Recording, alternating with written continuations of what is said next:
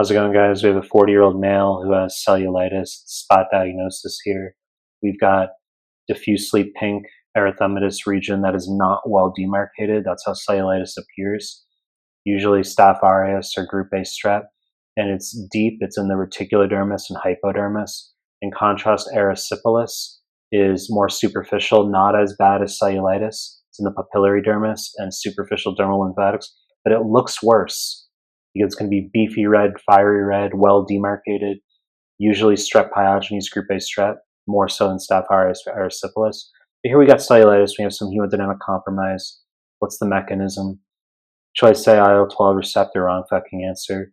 So macrophages can produce IL-12, which binds to the IL-12 receptor on CD4 plus T cells, which in turn will secrete IF and gamma, which stimulates macrophages to make more IL-12. And this IL-12 interferon gamma loop, it just enhances macrophage and T cell responses. It's important for things like mycobacterium.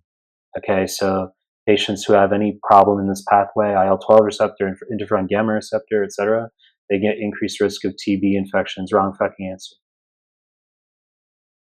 Choice B, LFA1-CD18 integrin, wrong fucking answer. That's leukocyte adhesion deficiency.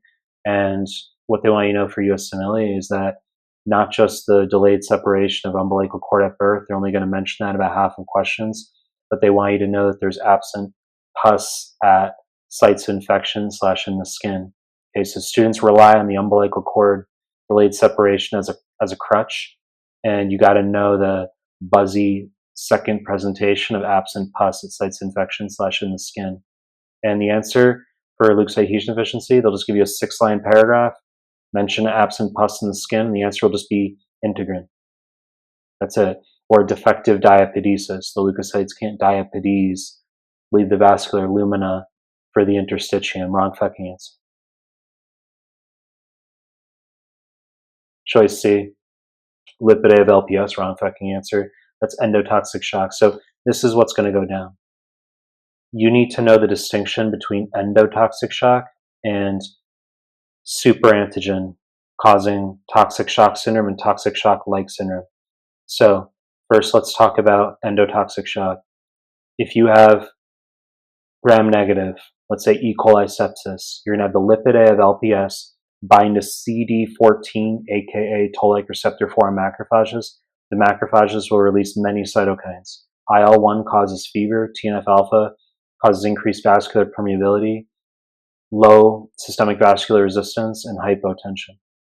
Now, in contrast, if you have Staph aureus with tampon use or cotton packing in the nose, 16-year-olds in a car accident has cotton packing in the nose for nose bleeding, gets shocked, they're going to want TSST toxin that's bridging T cell receptor and MHC2 on the macrophage, and that's going to cause the macrophage to release cytokines as we just talked about.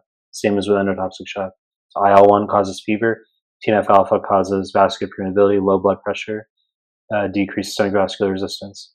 So in this case, we don't have toxic shock syndrome, but we have toxic shock-like syndrome due to exotoxin A of strep pyogenes. Okay, they can tell you gram-positive cocci in chains. That's strep pyogenes. That's actually many strep. Okay, so you got Staph aureus, gram-positive cocci in clusters. You got strep pneumo, gram-positive diplococci, unrelated, and then you've got others like strep viridans. You've got enterococci, and you've got strep pyogenes. Strep igalactiae are described as gram-positive cocci in chains. So they can say gram-positive cocci in chains with this presentation here.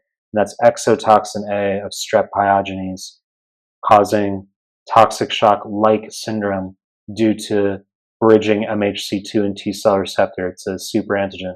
Okay, so Staph aureus with TSST toxin, superantigen, strep pyogenes, TSS or exotoxin A that causes toxic shock-like syndrome, T cell receptor MHC2. Endotoxic shock, lipid A of LPS, binds CD14 on macrophages, aka toll-like receptor 4. So they want you to know the distinction between these two types of shock for USMLE. Choice E, wrong fucking answer.